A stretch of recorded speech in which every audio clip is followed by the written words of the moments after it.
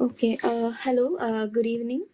Today we will be discussing week 8 assignment and revision questions. So we'll start with the revision questions from week 8. Okay, second. Okay, the first question is the what is the idea behind regenerative heating? So idea behind regenerative heating is to improve cycle efficiency. Okay, just to regenerative heating is to improve cycle efficiency.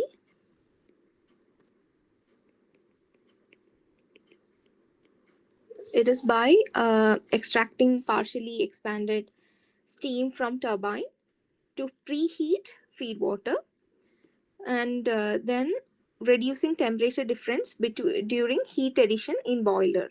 Okay, so you're expanding the steam from turbine for preheating the feed water, and then that feed water is having less temperature difference during heat addition in boiler.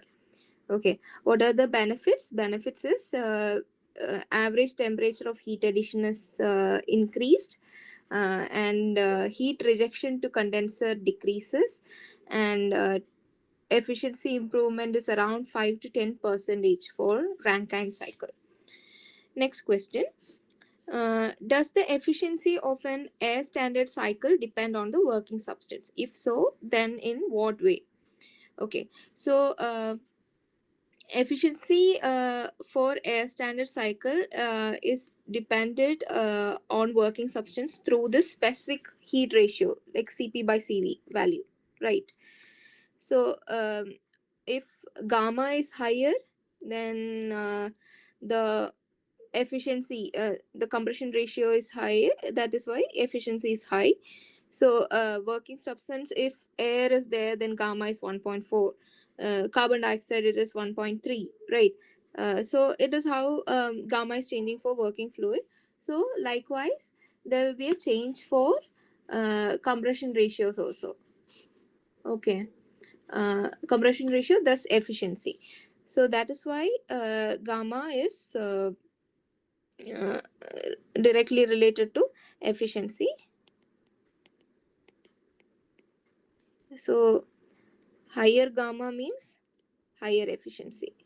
Eta is high. Next is check whether the working substance in a refrigeration cycle behave as an ideal gas. Okay, so one second.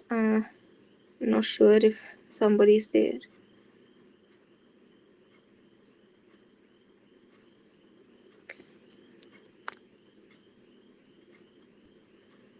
Fine. Okay. Yeah, check whether this working substance in a refrigeration cycle behave as an ideal gas. So refrigerants typically do not behave as ideal gas. Why? Because operation is near saturation dome.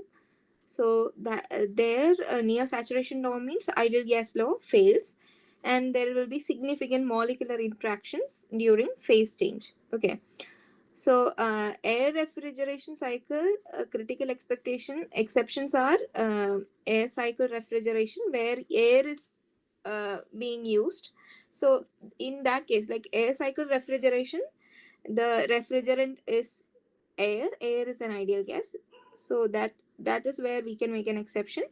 Another is high temperature operation. So, if a refrigerant is having some critical point values, and if the temperature is well above that critical point, then we can safely say that that is a high temperature operation. So there and all you can assume ideal gas, but in general it is no. Then next question. A Rankine cycle draws heat from a source at 2000 Kelvin and rejects heat to a sink at 300 Kelvin. The peak temperature of the working fluid in the cycle is 1500 Kelvin, and the lowest temperature of the working substance is 320 Kelvin. What is the maximum possible thermal efficiency that the cycle can achieve with the same two reservoirs? Okay. So maximum efficiency is the Carnot efficiency between reservoirs. So that is 1 minus T lower by T higher, or T low by T hot. So that is like 1 minus 300 by 2000. So that is around 85%. Okay. So this is a direct question.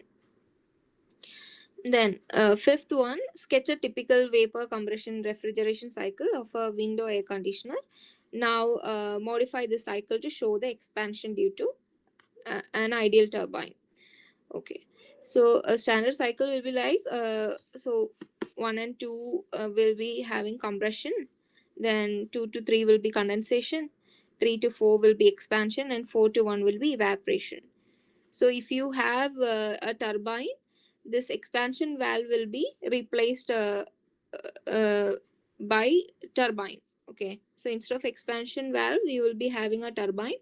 So then the process 3 to 4, instead of expansion, will be so that expansion becomes an isentropic expansion, usual turbine process. So what happens is, it creates work instead of throttling loss. Okay, it recovers work, not create, recovers work instead of throttling loss, and it increases the coefficient of performance. So COP will be higher, and this two-phase flow in general, it is not favorable, or it creates some kind of damages in turbine blades, that is there. So, and next one is like, because of this two-phase flow and all, practical implementation is difficult. Okay, so uh, that is how it is about. So what changes happening is isentropic expansion, and here it is 1 minus TL by TH. Then how can a series of alternate heat inputs at constant pressure and expansions in a turbine which is isentropic can come close to a constant temperature heat input in a Rankine cycle with superheat? Okay, so the series of heat addition and expansions which are shown here, like one is at constant pressure and another is isentropic, so isobaric and isoentropic. So these can be approximated as isothermal if multiple stage heating with reheat is there, or if there is a decrease in pressure ratios per stage is happening. Okay, so if n is coming to infinity, then what will happen is isobaric heat additions will become equal to isothermal. What is happening with every cycle, the pressure ratio will be decreasing with every stage.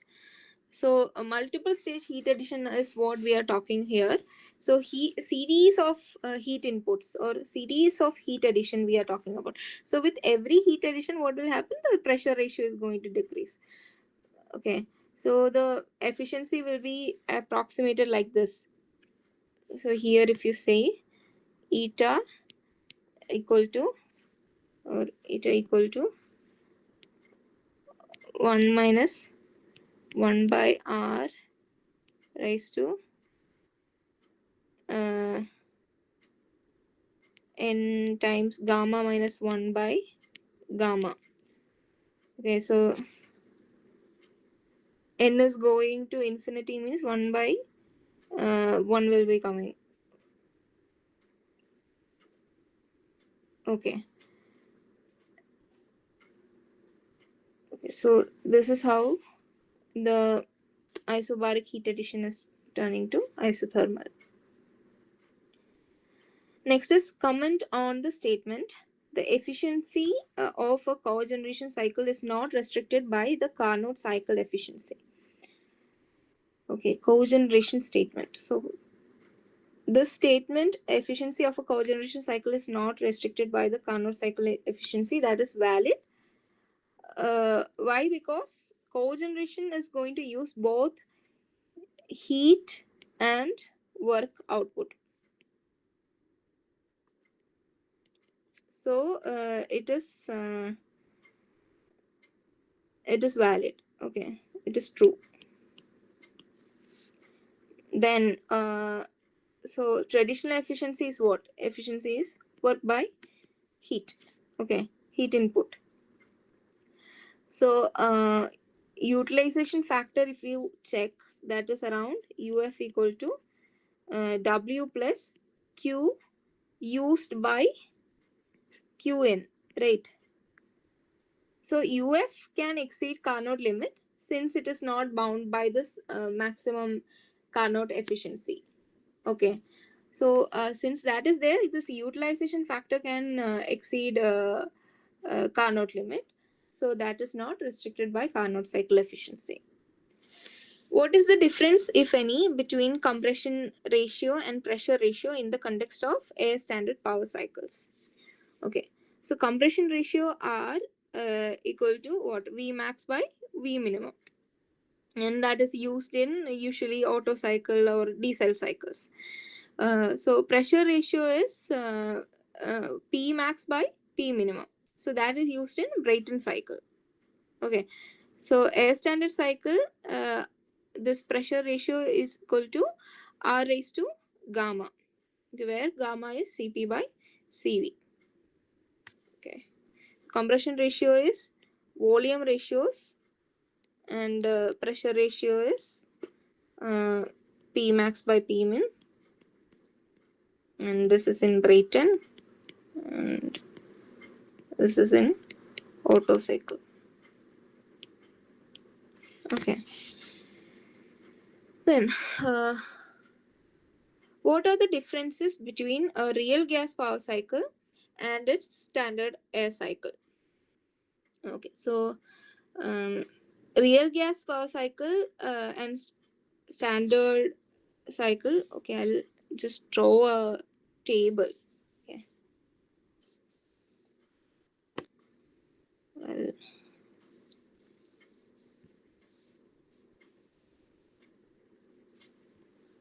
okay, 1 second.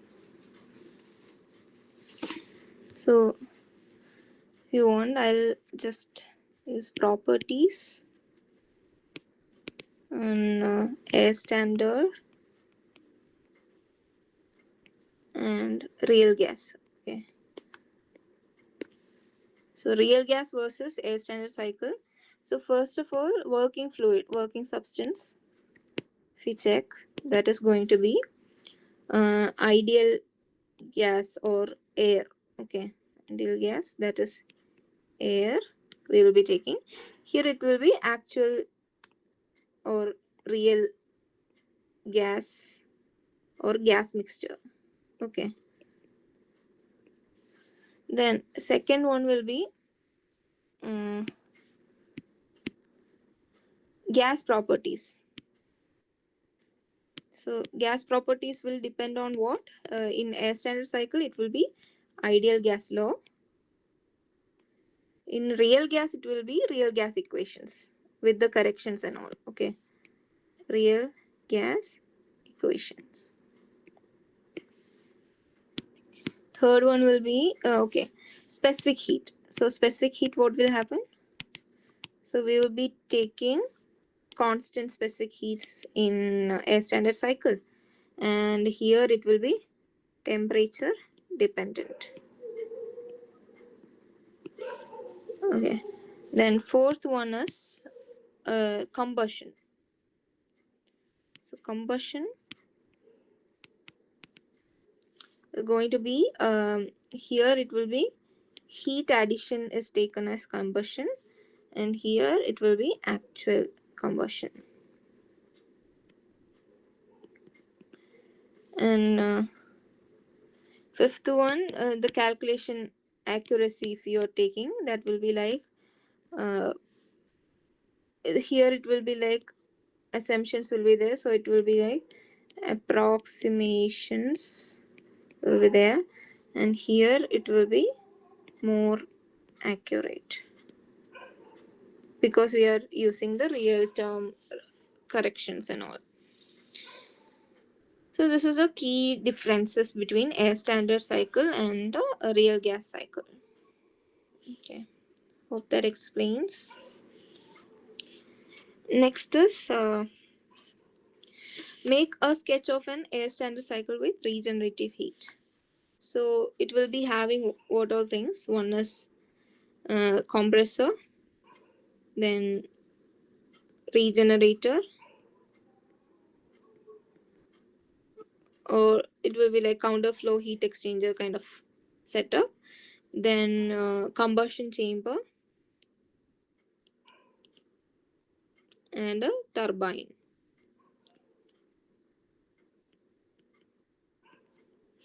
Okay. Then coefficient of performance definition they are asking. So COP for refrigeration, it is cooling effect by work input. So okay, I'll write it over here.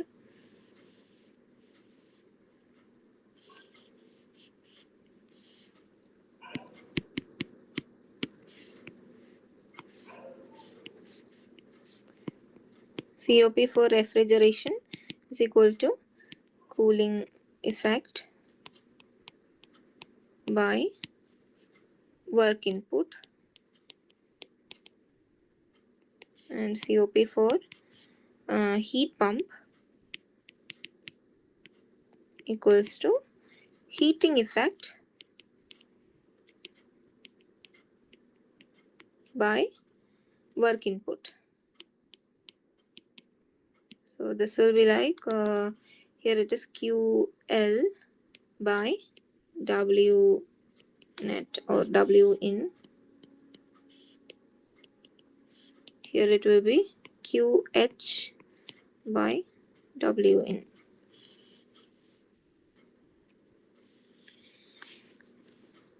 Then schematic of the airflow system for maintaining cabin pressure and temperature in an airplane. Okay, so there will be like a bleed air coming from compressor. I'll write it over here. Okay, so 8.12. So schematic components will be components. One will be bleed air from compressor stages. Then air cycle machine,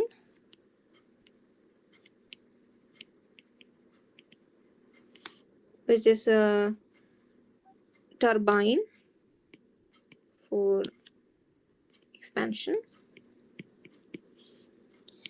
Then heat exchangers.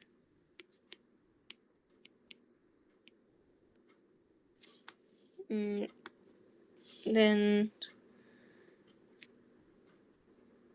temperature control valves.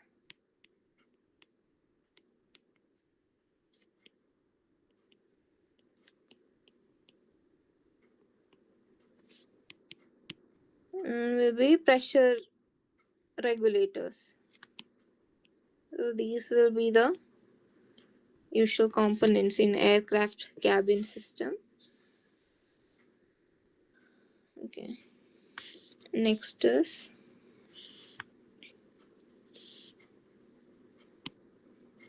make a schematic diagram of the liquid oxygen system that is employed in a cryogenic engine. Okay. So cryogenic engine is the low temperature engine they are talking about. So if it is a liquid oxygen system, which is in general known as LOX system, liquid oxygen system, it will be having first storage tank will be there, which is like highly insulated. Then there will be a pump assembly to pump it up. Okay, pump assembly. Then there will be a pre-burner for the pump drive. Then there will be a main combustion chamber where this fuel is uh, converted to this flue gases. Then regenerative cooling channels will be there.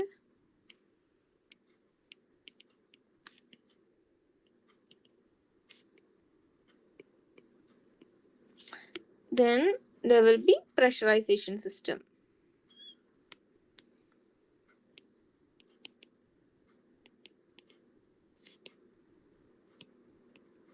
Okay. So these will be the components. Then next is make a sketch of the system for producing liquid oxygen. Okay, so liquid oxygen, and they are talking about the importance, like during pandemic it was like highly sought after. Okay, so liquid oxygen, how to liquefy a gas? You have to use a compressor first. So compressor, then there will be various sieve bed, that is kind of like filters to remove gases like N2. Then sorry, 3. Third one is heat exchangers to cool the gas. Then fourth one will be um, distillation column. Again, that is a purifying kind of technique. Then it will be stored in a storage tank. So, okay, wait. So before this distillation column, what will happen is there will be an expansion happening, expansion turbine, and then that is cooled, and then it is going through the distillation column. Sorry, I didn't write that. Yes. Then next is, a person says that if heat input to an air standard diesel cycle is increased, then its efficiency will increase. Is this statement true? Okay, so the statement is false. Why? Because so diesel efficiency is based on what? So it is eta equals to 1 minus 1 by r raised to gamma minus 1 times r compression, or rc raised to gamma minus 1 by gamma times rc minus 1, right? So it is based on the cutoff ratios.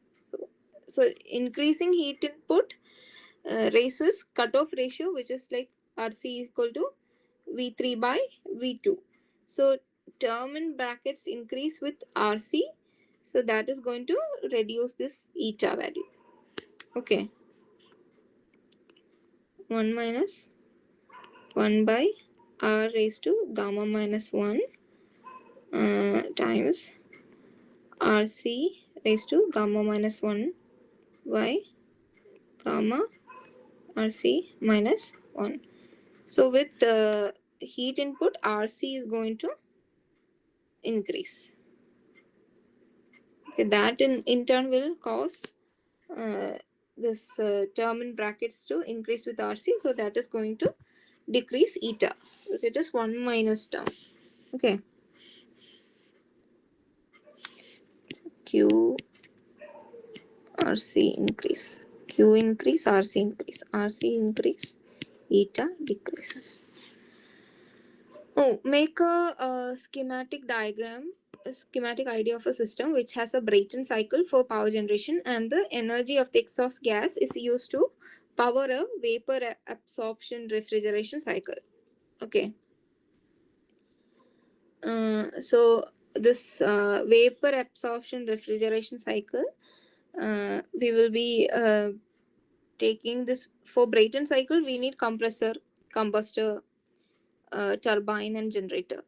And for heat recovery, we need a generator and then a water solution circuit for this LIBR water. Then refrigerant evaporator is there. So Brayton cycle from exhaust heat recovery. That is how you have to exhaust heat recovery system.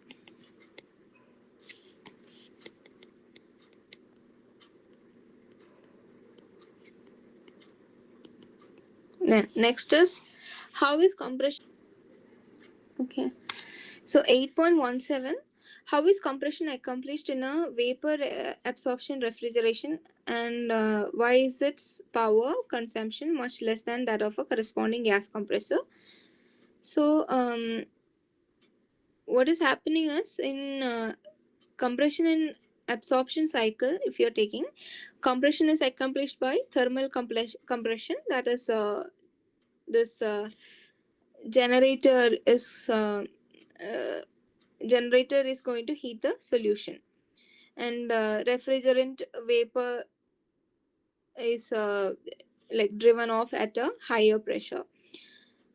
Now liquid solution pumped will require only minimal work, and this power advantage comes when one is pumping liquids and another is compressing vapors. So typical work absorbed by work compression will be like around 0.05. Okay, so that is the kind of comparison when it comes to vapor absorption and in the vapor absorption refrigeration cycle and gas compressor. Okay, and now 8.18. So gas is compressed from 1 bar to 20 bar at the rate of 2 kilogram per second by two processes, that is reciprocating compressor and another is centrifugal compressor. Under ideal circumstances, which process, if any, will consume more power? Okay, so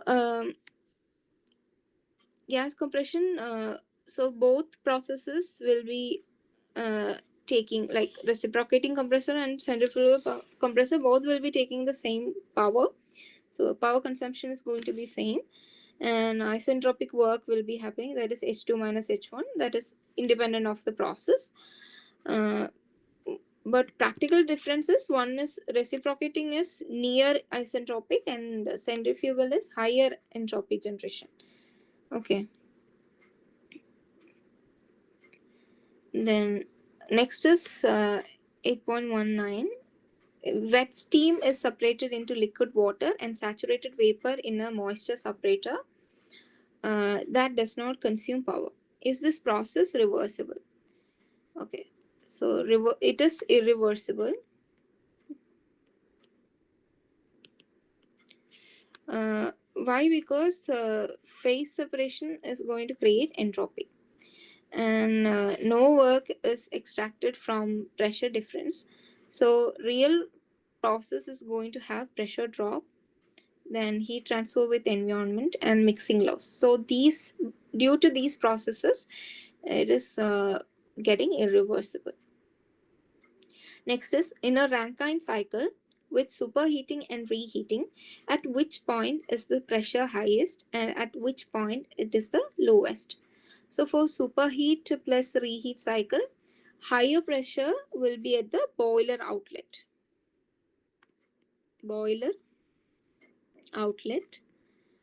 And lowest pressure is at the condenser inlet.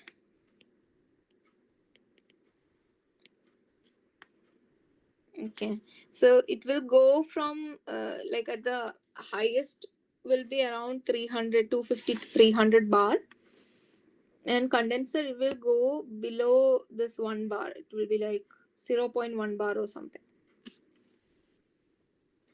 Can regenerative heat exchange improve the performance of a refrigeration cycle? Yes, it can.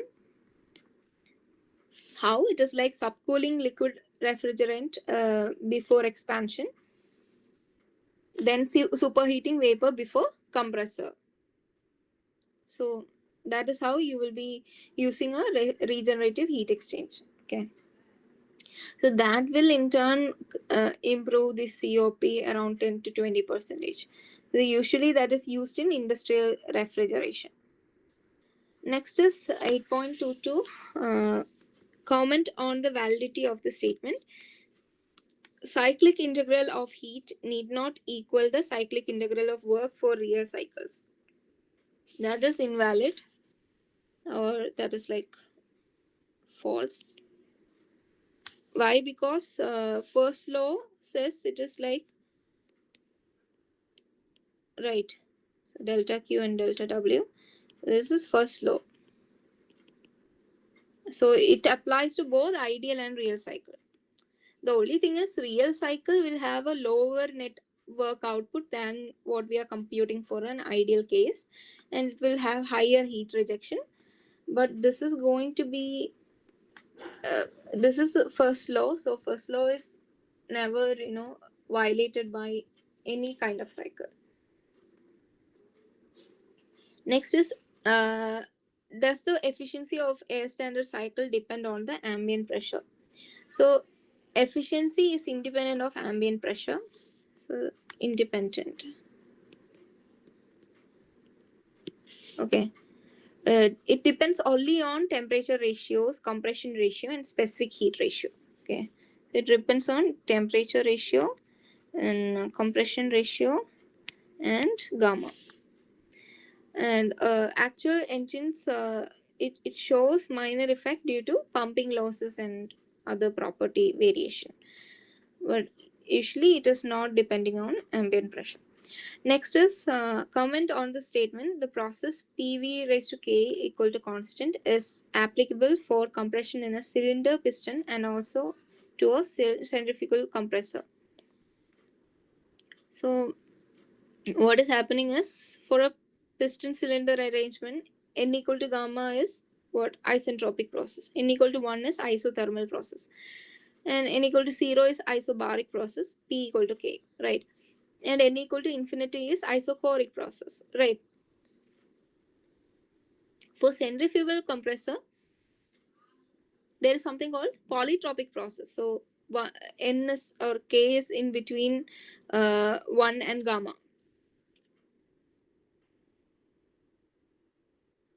So it is applicable for both.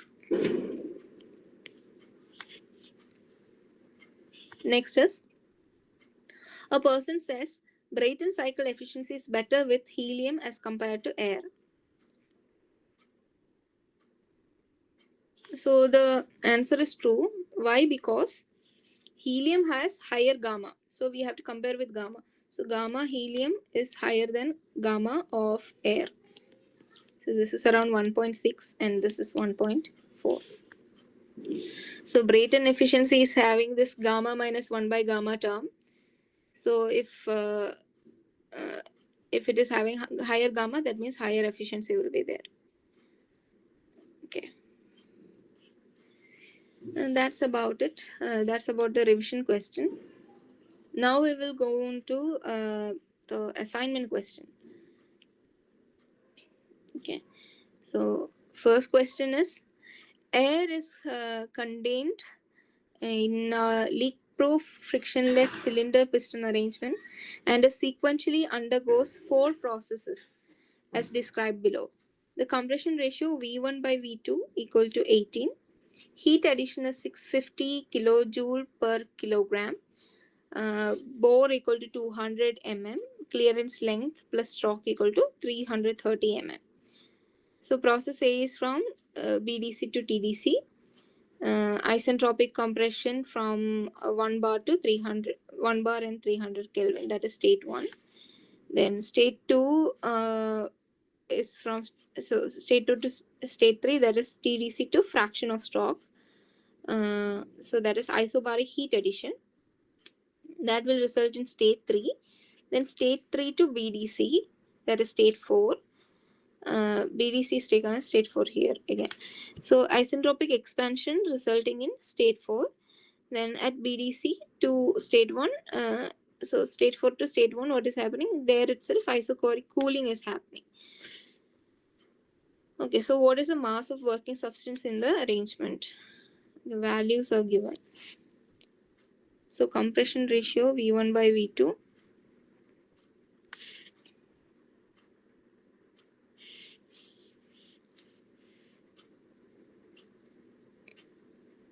Okay, we will try to draw it over here.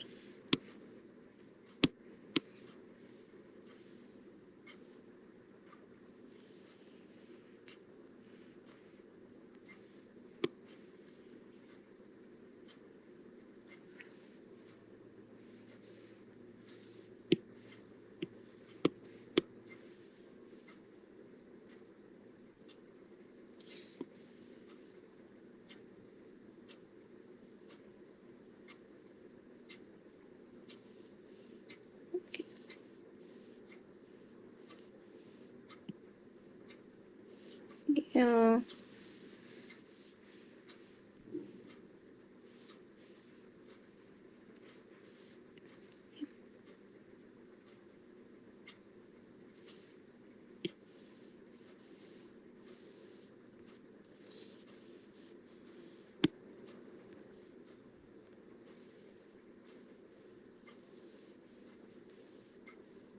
okay, so this is the question.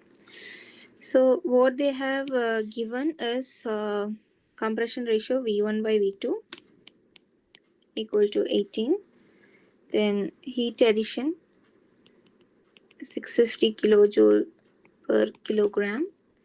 Then bore equal to 200 mm. Clearance length plus stroke length equal to 330 mm.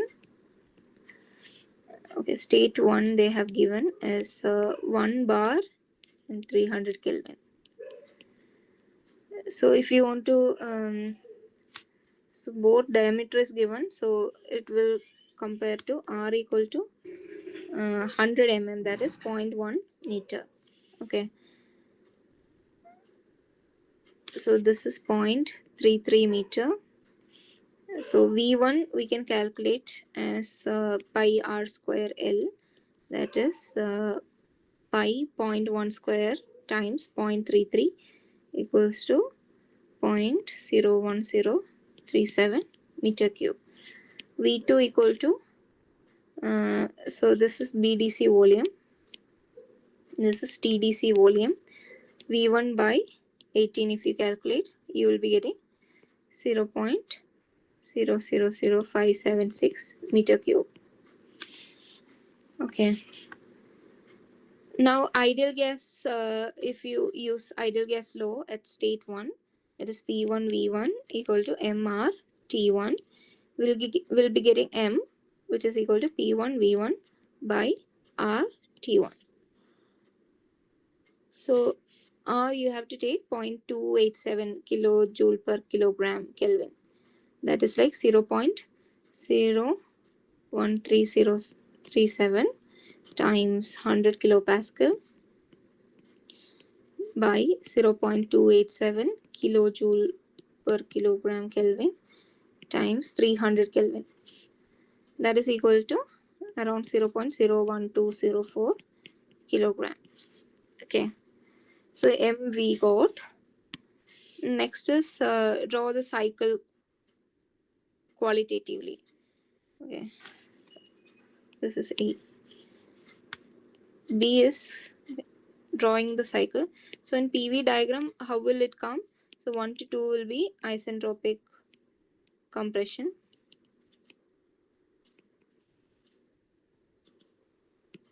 Then 2 to 3 will be isobaric expansion. Then 3 to 4 will be isentropic expansion.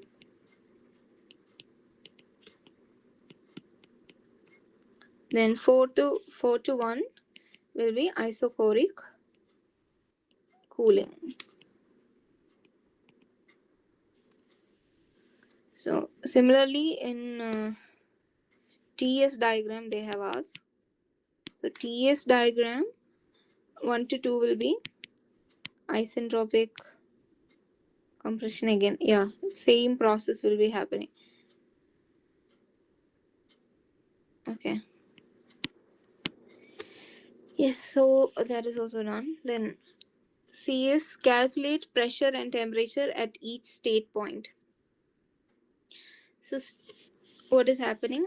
State 1, P1 equal to 1 bar and T1 equal to 300 Kelvin at state 1, right?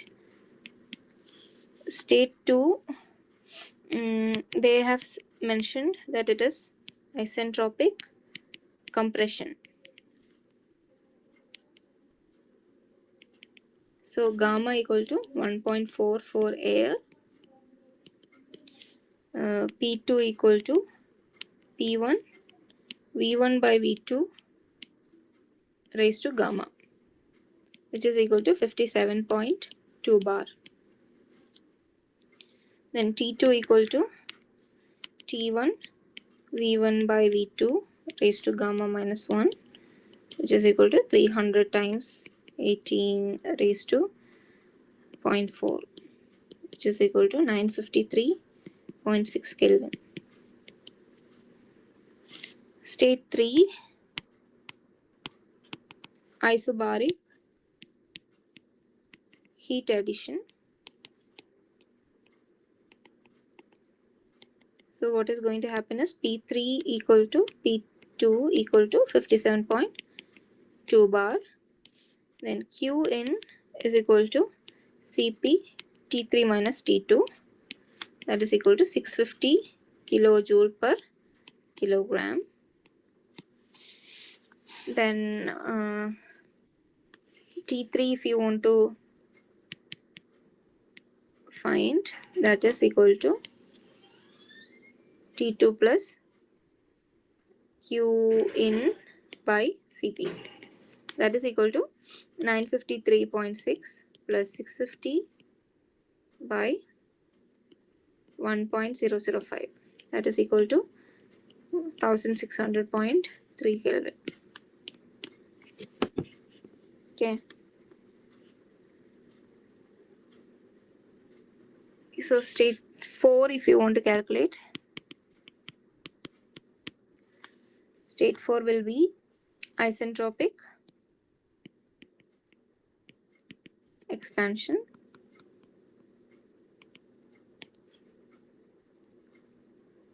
So that means, sorry, it is isochoric, right? State 4, no, isentropic expansion, and V4 equal to V1 is there. So V3 we haven't found, so V2 times T3 by T2, it will give you around 0.000967 meter cube. And then T4 equal to T3 times V3 by V4 raised to gamma minus 1, that will give you around 67.7 Kelvin.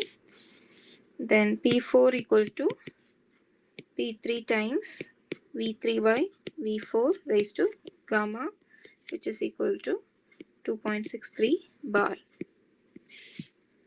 Okay. So that is about state 4. Then, so pressure and temperature is calculated. Calculate heat transfer and work for each process. Okay, fine. So heat transfer and work you want to find. C, D. Okay. D question, D part.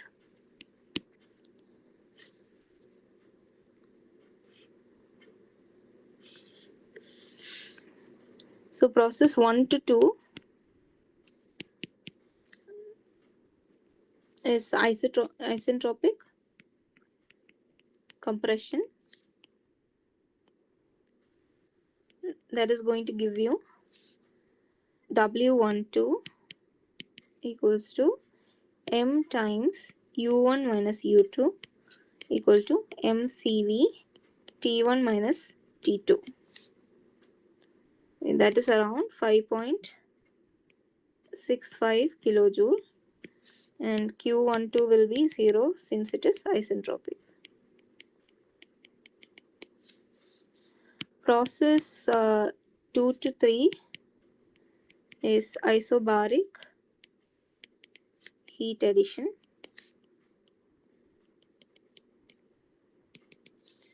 So Q23 is equal to M times Qn, okay, specific heat in. So that is 0.01204 times 650. That is equal to 7.826 kilojoule. And W23 equal to M P V3 minus V2. That will be around 2.24 kilojoule. Then process 3 to 4 is isentropic expansion. That is going to be W34 equals to MU3 minus U4 equal to MCV T3 minus T4 is equal to 8.1 second.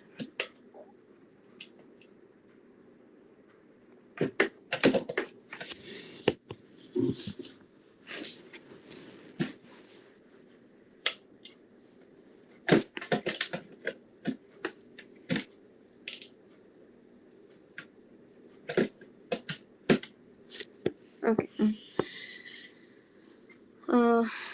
8.06 kilojoule. Then Q34 equal to 0 because again isentropic. Process 4 to 1 isochoric cooling is going to be Q41 we have to calculate. That is equal to MCV T1 minus T4, which is equal to minus 3.18 kilojoule, and W41 equal to 0 since it's isochoric.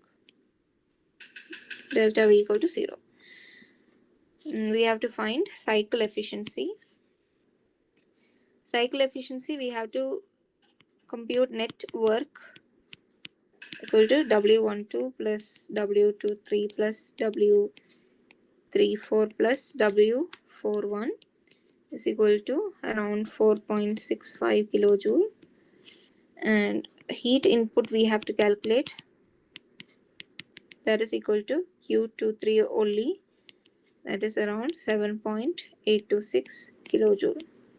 So eta equal to W net by Qn, that is around 59.4%. Then Carnot efficiency limits. So minimum temperature is 300 Kelvin, state 1, and T max is equal to 1600.3 Kelvin at state 3.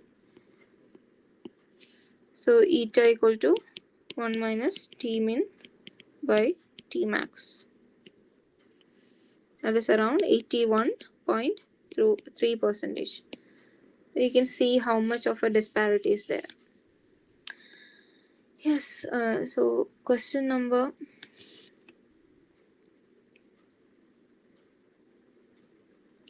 2. Question number 2.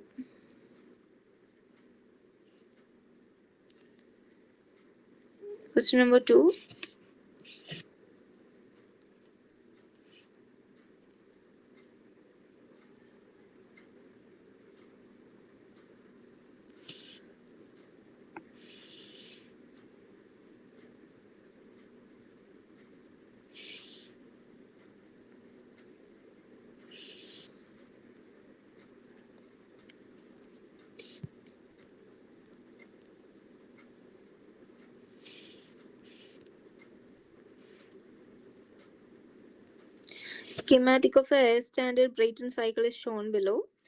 At compressor inlet, the pressure is 70 kilopascal and 240 Kelvin, and compression ratio is 16:1.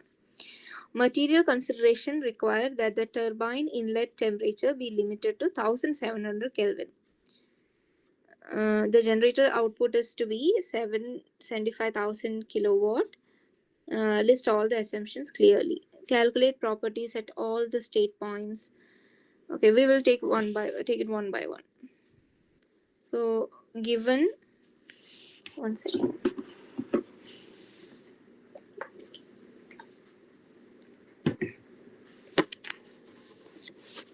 Okay. So given conditions, we will list it out. Given compressor inlet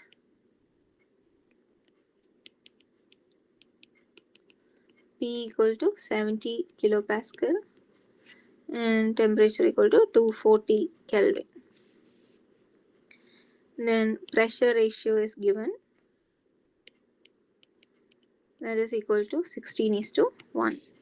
Then turbine inlet temperature is given, that is 1700 Kelvin. And generator output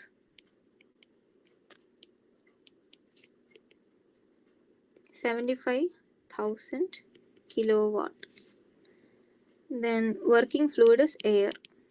So gamma equal to 1.4, Cp equal to 1.005 kilojoule per kilogram Kelvin. Okay. Now we have to calculate properties at all state point. Okay, one second. Which is similar to the previous question, if you can see. So properties at all state points. State 1, compressor inlet, it is given P1 equal to 70.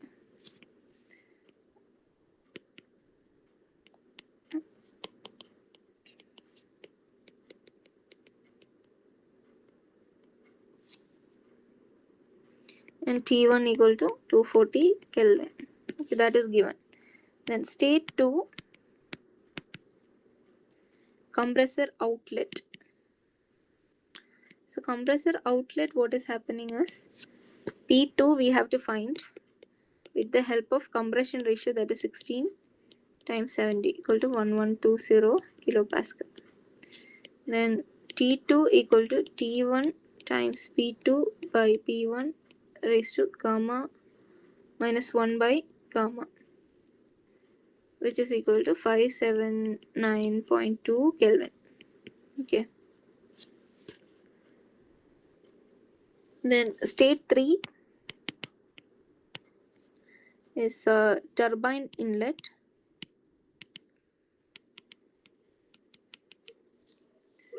Turbine inlet P3 equals to P2, which is equal to 1. Okay. Same pressure.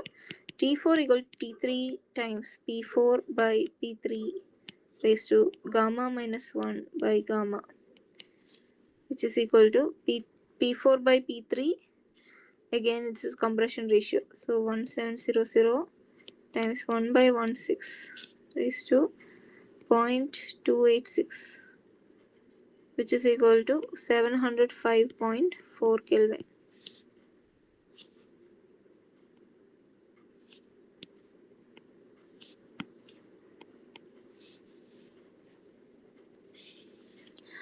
So all states are calculated, like the pressure and temperature in all state is calculated.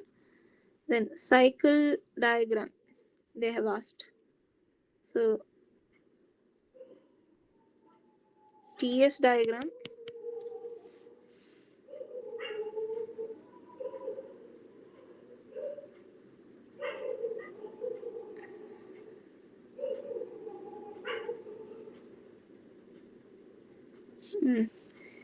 TS diagram will be like this. Here will be T, here will be S. So 1 to 2 isentropic compression. Okay, that will be a straight line. Second one will be isobaric heat addition. Third one will be isentropic expansion. Fourth one will be isobaric heat rejection. So this will be the case 1, 2, 3, 4. Okay. So Q is taken out. Here Q is added. Now PV diagram will be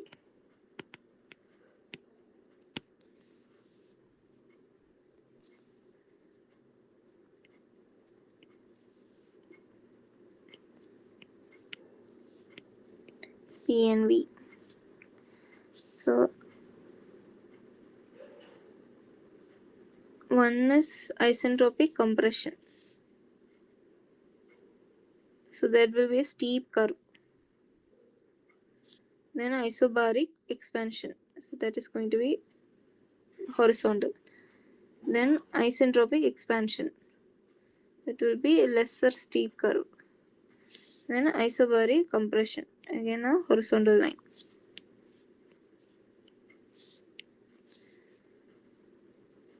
Okay.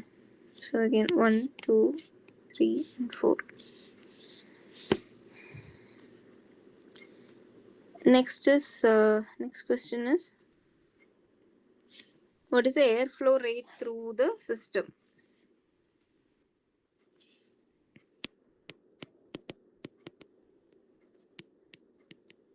So first for that we have to calculate W net. That is W. Okay, W net you can calculate using this also, like Cp times T3 minus T4 minus T2 minus T1. Okay, so if you use that, you'll be getting 671.4 kilojoule per kilogram. Then mass flow rate, if you want to calculate, that will be m dot equals to power by W net. That is equal to 75,000 kilowatt by 671.4 kilojoule. That is equal to 111.7 kilogram per second. So that is also done. Next question is, what should be the heat input rate? What will be the equivalent consumption rate of oil whose calorific value is 42 megajoule per kilogram?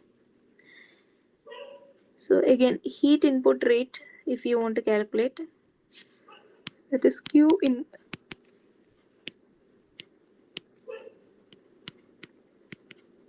Okay, that is equal to times 1700 minus 579.2. That is equal to 125,700 kilowatt. Then oil equivalent they are asking. So that CV is given.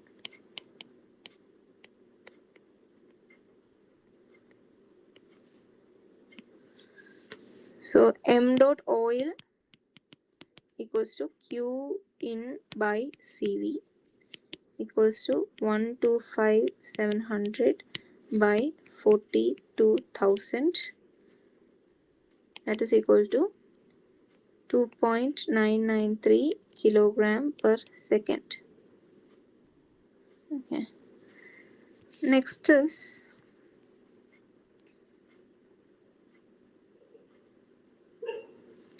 what is the gross power output of the turbine? What fraction of this power is consumed for driving the compressor? Okay. So turbine power and compressor fraction. Turbine power is W turbine, that is equal to m dot Cp T2 T3 minus T4, that is around 111700 kilowatt. Then compressor power, W compressor equals to m dot Cp different temperature, that is equal to 38,000 kilowatt. Fraction for compressor,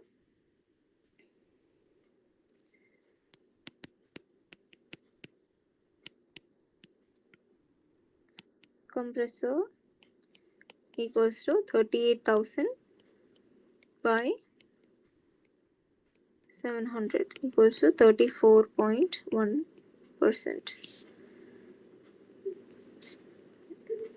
Next question is thermodynamic efficiency of the cycle. So thermodynamic efficiency, if you want to calculate, that is equal to eta equal to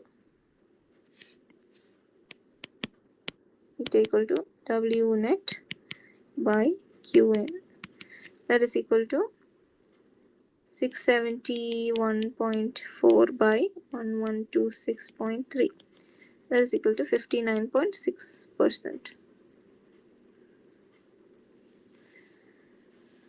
Okay, so that's about it. That's about the second question.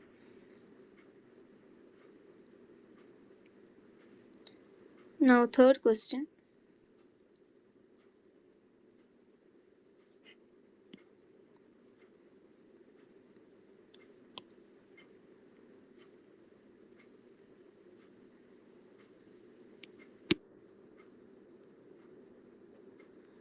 This is the third question.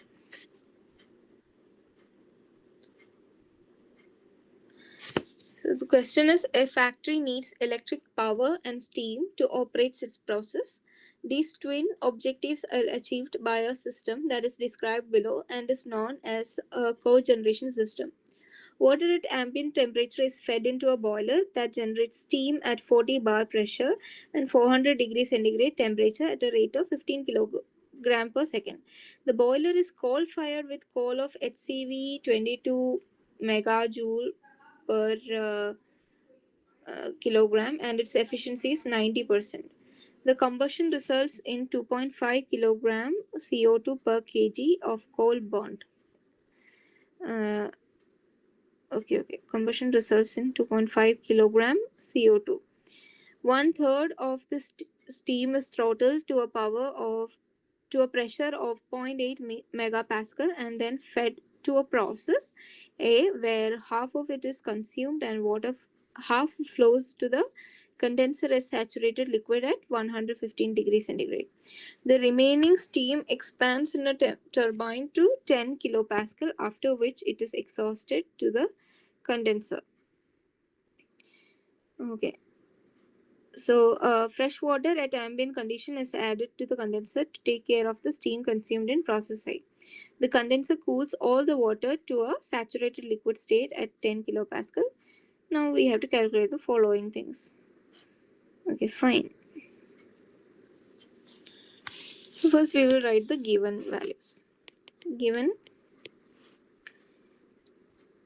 steam generation is happening at 40 bar, 400 degrees centigrade at 15 kilogram per second. Okay. Boiler efficiency is given. Boiler eta equal to 90%. And coal HCV is given, that is equal to 22 megajoule per kilogram, and that will produce 2.5 kilogram CO2 per kg of coal. Okay. Then they are saying 1/3 of steam throttled to 0.8 megapascal, that is process A, and remaining steam is expanding to 10 kilopascal.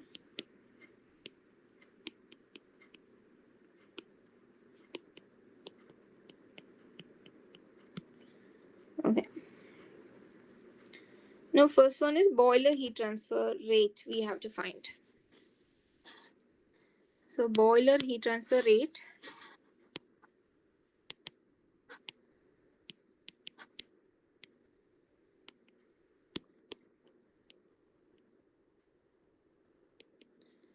from steam table we have to find H1 at 40 bar and 400 degrees centigrade, that is equal to 3214 kilojoule per kilogram. Then H of feed water we have to find, that is equal to HF at 40 degrees centigrade, that is equal to, again from steam table, that is 167.5 kilojoule per kilogram. Q boiler equals m dot H1 minus H feed by eta, that is equal to 15 times 3214 minus 167.5 divided by 0.9, that is equal to 50,775 kilowatt. Okay. Next they have asked turbine power output.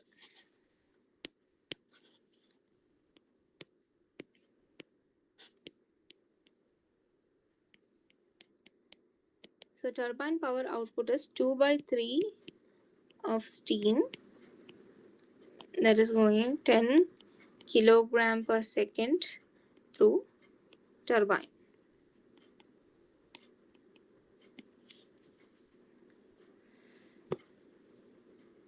Okay, and isentropic expansion.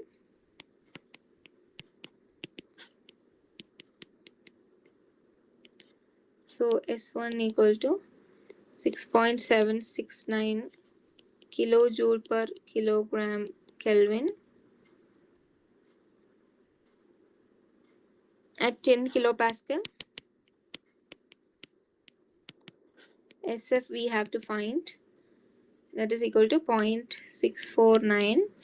SG equals to 8.151 and HF equal to 191.8 and HG equal to 2584.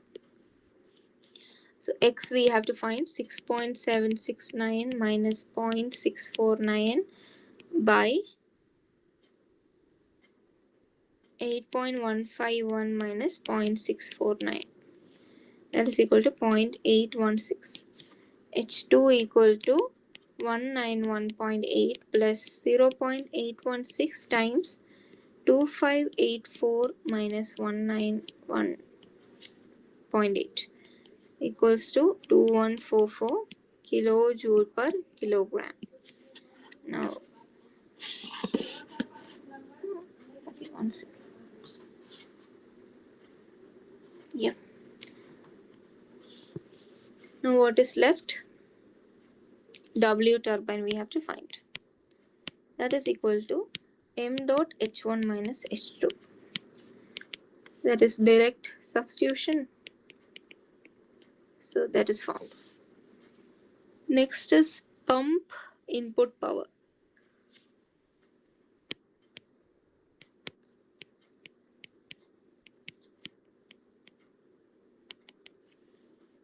Pump input power is V equal to 0.01 meter cube per kilogram at 10 kilopascal. W pump equals to m dot V delta P equals to 15 times 0.001 times 4000 minus 10, that is equal to 59.85 kilowatt.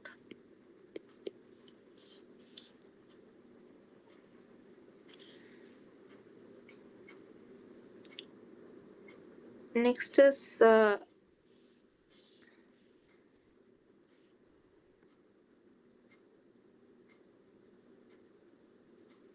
Okay. Makeup water flow rate. Makeup water flow rate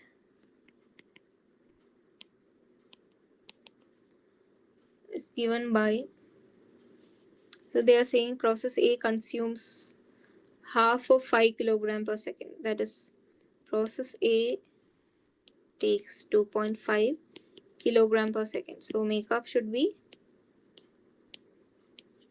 this one, 2.5 kilogram per second.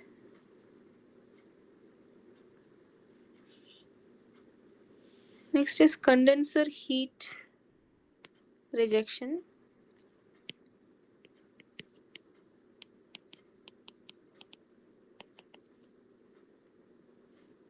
That is given by Q condenser equals to M dot H out minus H in. M dot is 10 times 2144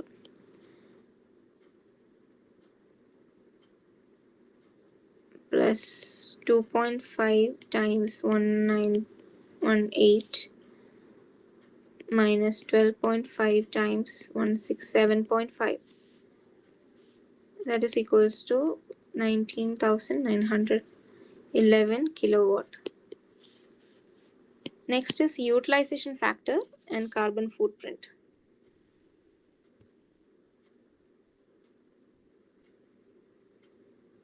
Okay. Utilization factor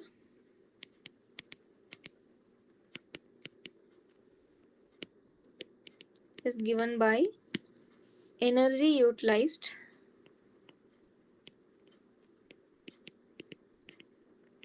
equals to W turbine plus Q process equals to 10,700 plus 5 times 0.5 times 3214 minus 720.9. Okay, that is equal to 10,700 plus 6,233 equals to 16,933 kilowatt.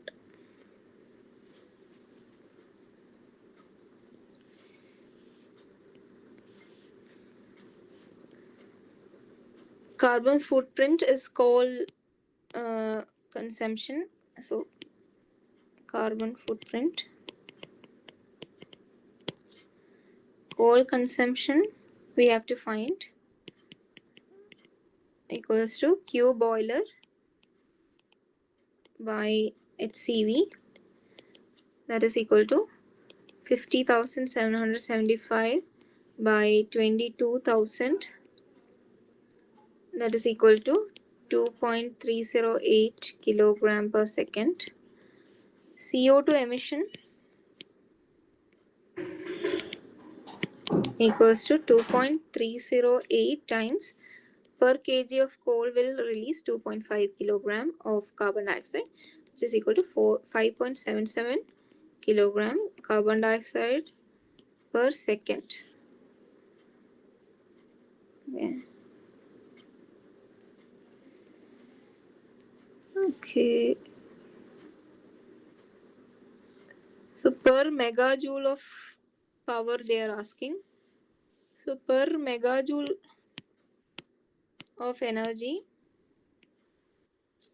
it is equal to 5.77 by 16.933, which is equal to 0.341 kilogram CO2 per megajoule. Okay.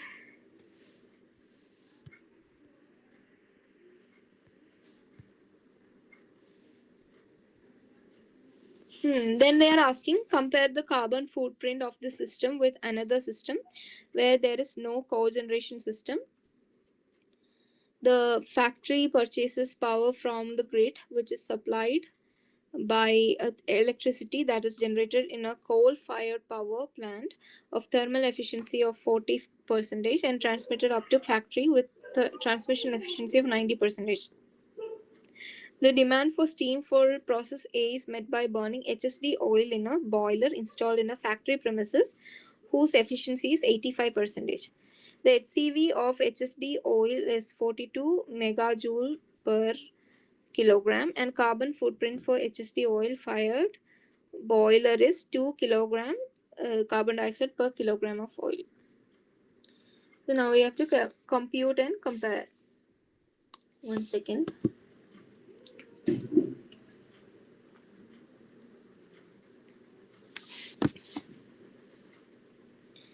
So electricity from grid,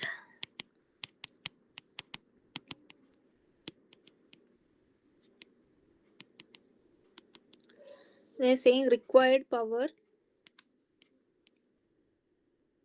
equals to 10,700 kilowatt. Okay. At generation, it is 10,700 by 0.4 times 0.9. Okay. Generation efficiency and transmission efficiency. That is equal to 29,722 kilowatt input. Now CO2 from electricity we have to find. That is equal to 29,722 by 50,775 times 5.77. That is equal to 3.38 kilogram of CO2 per second. Okay. Now steam from oil boiler.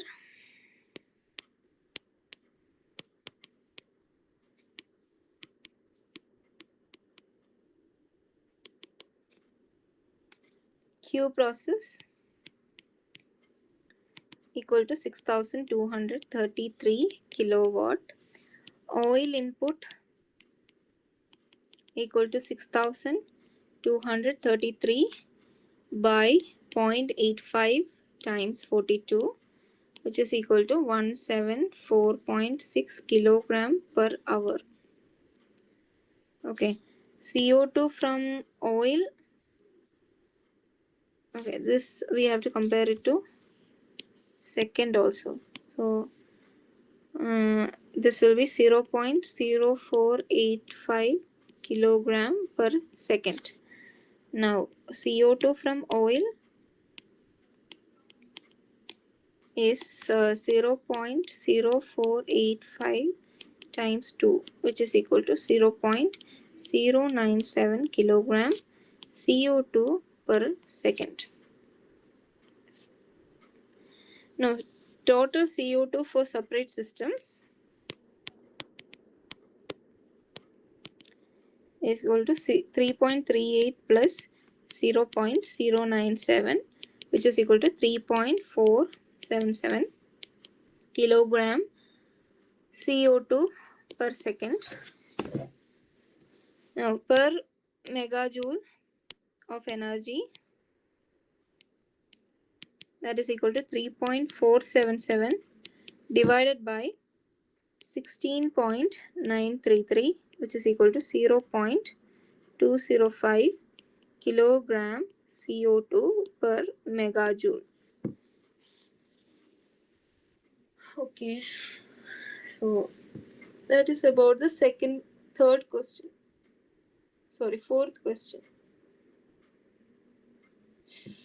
Third question we were dealing with.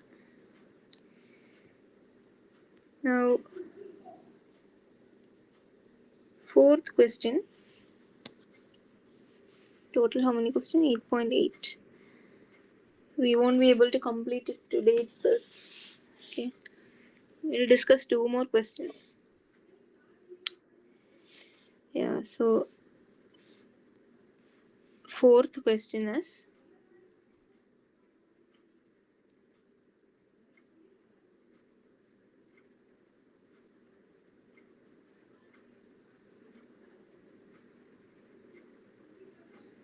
one second.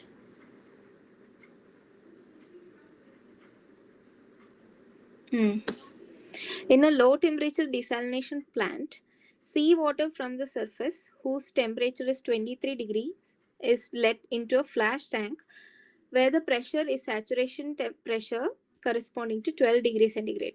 The vapor is drawn into a condenser that is cooled by seawater drawn from a depth of about 300 meter, where temperature is 12 degrees centigrade. The vapor condenses and is pumped out for drinking water supply. A drinking water supply rate of 60 liters per minute is desired. Calculate the flow rate of cooling water. What fraction of the seawater surface surface water will be flashed? Okay, so seawater inlet temperature is given 23 degrees centigrade. Flash tank pressure saturation at 12 degrees centigrade, that is some pressure they have given.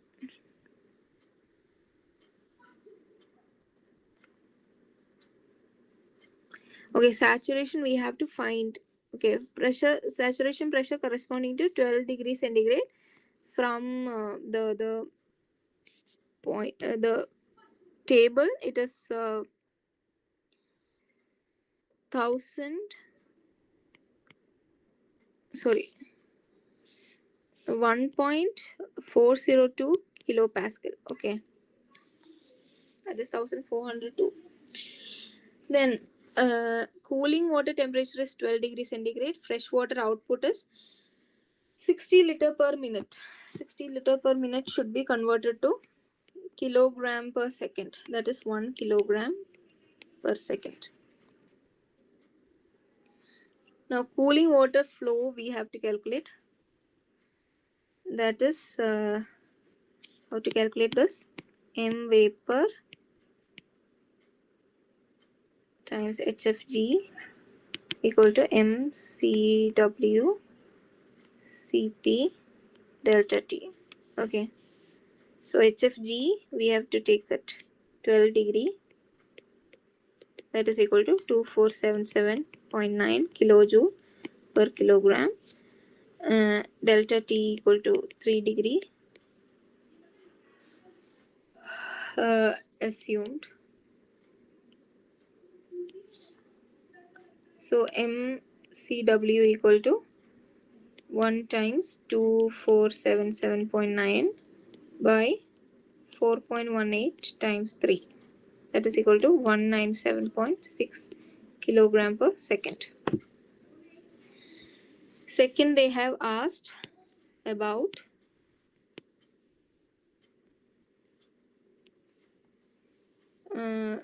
what fraction of seawater will be flashed. Okay, so H in we have to calculate, that is equal to HF at 23 degrees centigrade, that is equal to 96.48 kilojoule per kilogram. Then H flash equal to HF at 12 degree equal to 50.40 kilojoule per kilogram. So X we have to calculate, H in minus HF by HFG, which is equal to 96.48 minus 50.4 by 2477.9, which is equal to 0.0186. So fraction equal to 1.86%. Okay, so that is the answer. Okay, we'll stop here for today. We'll continue with the rest of the questions in the next class. Okay, thank you.